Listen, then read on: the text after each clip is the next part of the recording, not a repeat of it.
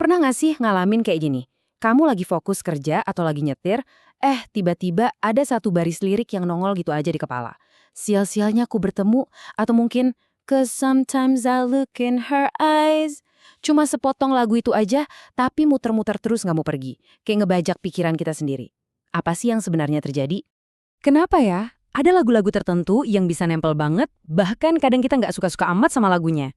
Kenapa sebuah lagu pop yang kedengarannya simple bisa ngalahin mahakarya musik yang jauh lebih rumit di otak kita? Apa ini cuma untung-untungan aja? Atau sekedar selera? Yuk kita bedah bareng-bareng. Jawabannya, ternyata sama sekali bukan kebetulan. Fenomena ini bukan sihir, bukan juga bakat murni yang turun dari langit. Ini adalah hasil rekayasa. Sebuah arsitektur linguistik dan psikologis yang sengaja loh dirancang dengan presisi mutlak buat satu tujuan, menyusup dan menetap di dalam memori kamu. Oke, sekarang mari kita bongkar mesin di baliknya. Kita akan bedah gimana lagu-lagu viral ini dibuat, tapi bukan dari sisi seni yang subjektif ya. Kita lihat dari sisi sains yang dingin dan bisa diukur. Soalnya, kita kan sering mikir, lagu bagus mah nanti juga bakal nemu jalannya sendiri. Kenyataannya, itu cuma mitos. Coba deh, resapi kutipan ini. Ini mengubah cara kita mandang musik selamanya. Intinya, pasar atau telinga kita itu nggak punya perasaan. Otak kita nggak peduli seberapa keras senimannya begadang bikin lagu. Otak kita itu cuma merespons stimulus yang dirancang dengan benar dan secara otomatis ngefilter mana yang cacat. Jadi, kalau sebuah lagu gagal, jangan salahin pendengarnya, salahin cetak birunya. Jadi, apa dong stimulus yang benar itu?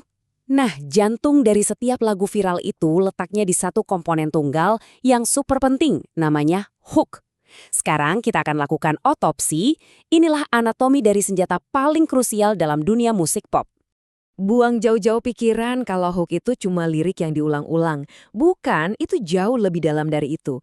Hook itu adalah titik ledaknya. Momen ajaib di mana melodi, harmoni, ritme, dan lirik semuanya melebur jadi satu. Dia adalah satu kalimat pamungkas yang merangkum seluruh emosi lagu dalam satu serangan yang presisi.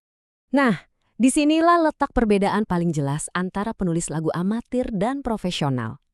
Amatir itu sering banget kejebak dalam kerumitan, nambahin banyak kata puitis, akor yang jelimet, biar kedengaran pinter.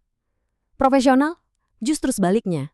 Mereka melakukan apa yang disebut pergeseran kesederhanaan. Bayangin aja seorang pematung, dia nggak nambah-nambahin tanah liat, tapi justru membuang semua batu yang nggak perlu, sampai yang tersisa hanyalah bentuk yang paling esensial dan paling emosional. Ini salah satu teknik paling mematikan yang mereka pakai. Hukum karantina kosakata. Gini cara kerjanya. Bayangin seorang komedian yang nyimpen punchline-nya buat di akhir lelucon. Prinsipnya persis sama. Misalnya kata kunci di hook kamu adalah rumah, maka kata rumah itu haram hukumnya muncul di bagian lain lagu. Dia dikarantina.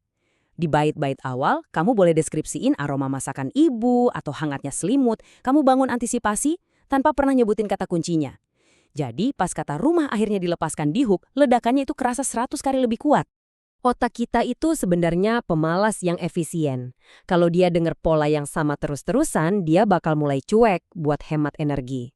Penulis lagu pro tahu banget soal ini, makanya mereka sengaja bikin ritme vokal di verse atau bait lagu itu beda total sama ritme di chorus.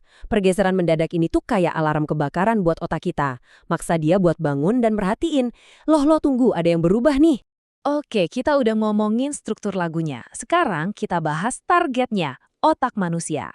Karena pada akhirnya, di era digital ini, nulis lirik viral tuh bukan lagi soal seni untuk telinga, tapi soal rekayasa untuk sistem saraf kita. 3 detik. Di dunia TikTok, cuma segitu waktu yang kamu punya. Tujuannya bahkan bukan buat bikin orang suka sama lagumu. Bukan.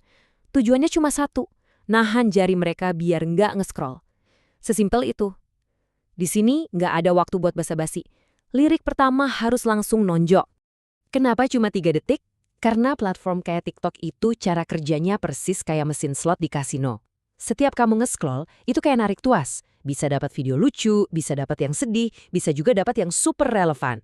Ketidakpastian inilah yang ngelepasin dopamin di otak kita, bikin kita kecanduan buat terus nge-scroll nyari jackpot berikutnya.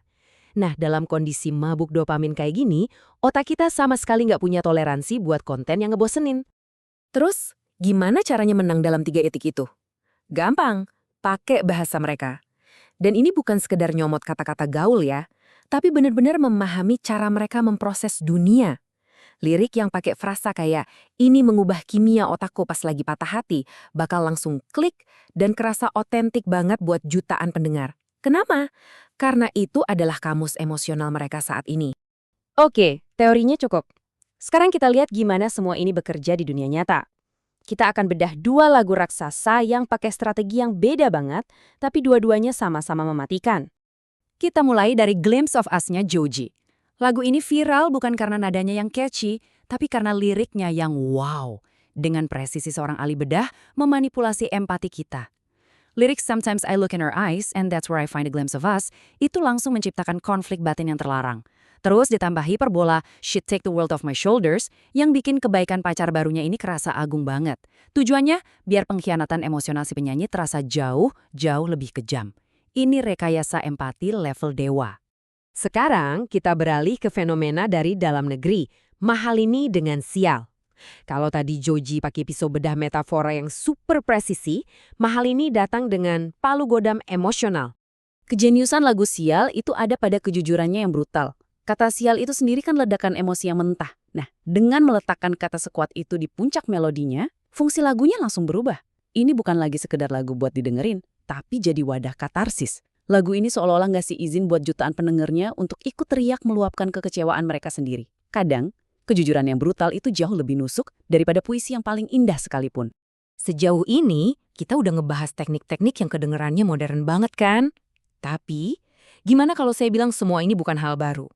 Gimana kalau semua formula viral yang kita bahas ini ternyata hanyalah gema dari sebuah ilmu yang udah disempurnakan ribuan tahun yang lalu? Siap-siap ya, karena kita akan menarik sebuah benang merah yang mungkin nggak pernah kamu duga. Dari algoritma TikTok, langsung ke manuskrip sastra Arab kuno. Ada ilmu bernama balaghah atau ilmu retorika. Ternyata ilmu ini udah menyediakan cetak biru paling lengkap tentang bagaimana cara merangkai kata agar bisa menembus hati dan pikiran.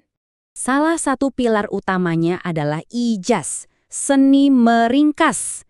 Kemampuan untuk menanamkan makna yang seluas samudra ke dalam setetes kata. Tunggu dulu, bukannya ini definisi yang sama persis dengan hook modern yang dari tadi kita bahas? Satu frasa pendek yang mampu merangkum seluruh cerita.